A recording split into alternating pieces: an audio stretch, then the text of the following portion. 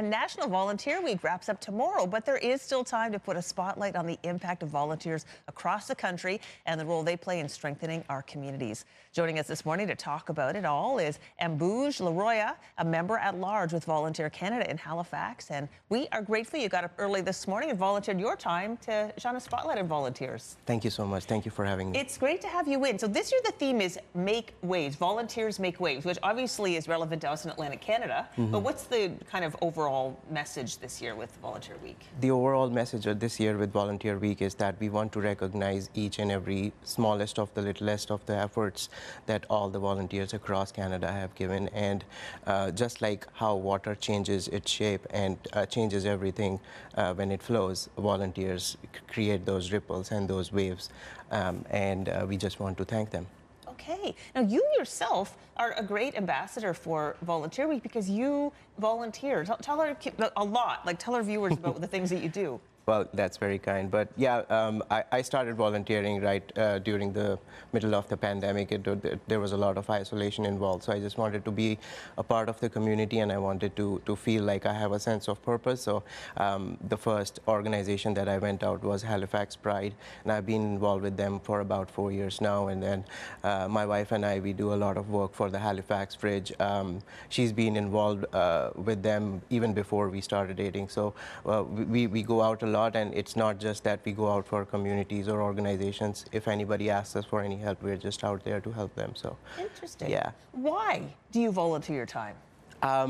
It's like a very basic belief and philosophy that we were given as kids growing up is the philosophy of Ubuntu, which is basically means that I am because we are. It's part of like if I am taking something from this social structure and the structures that I live in, it is my duty to give back, and that's what I believe in, and that's what motivates me to volunteer. Well, it is wonderful that you grew up with that philosophy. I think a lot of people get addicted to volunteering because once you start, it feels so good, you want to just do more and more and more. You've touched on a very good point because research shows that whenever you help someone, you get that helper's high, which basically releases all those good, enzymes in your brain like dopamine and oxytocin, which makes you feel really happy, and it actually increases your mental health and your well-being, and it actually is very, very true.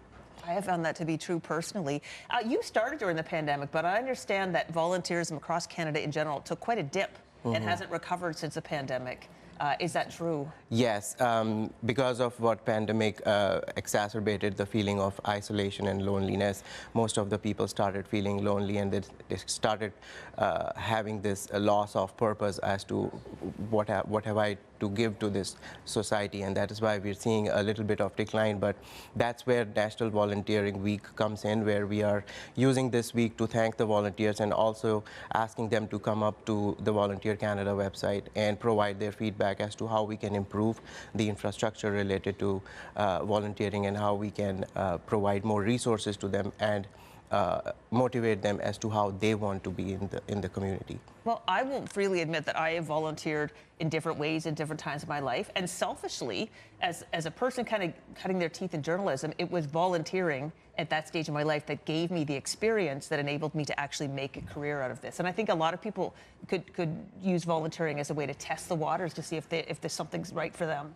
100%, depending on where they are, depending on what their life situation is. If someone is starting out and they are in the university, especially like, after COVID, most of the students had to go back online, and that was the loss of that sense where they could not be, they were not able to connect themselves to the industry. And volunteering is one of the most important way where we can just go out, network, find people who we don't even know they may be running an organization or a small business, and we just bump into them and find new stories, new ways of working with them. And the video we're showing shows people of all ages, all walks of life. There's a place for everybody to volunteer. If people wanted to get started, how would they do that?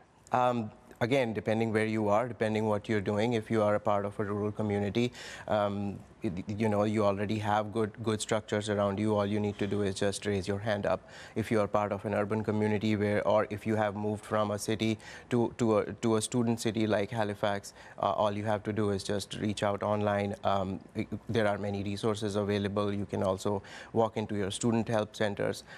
Basically, it's very easy. The first step is the easiest part, and once you have all those resources. For me personally, when I moved to Halifax, the biggest resource that helped me was an online portal called Charity Village. They have each and everything from paid to unpaid positions for volunteers, and it is just a massive database of anything and everything that you can do in Canada. Perfect. Charity Village. All right. Well, we've put all the information about Volunteer Week on our website so people can begin that journey if you'd like to find more purpose and meaning in your life. Thank you for coming in. Thank you for having me. Thanks. We're going to take a break and be back with more CTV Morning Live right after this. Please stay with us.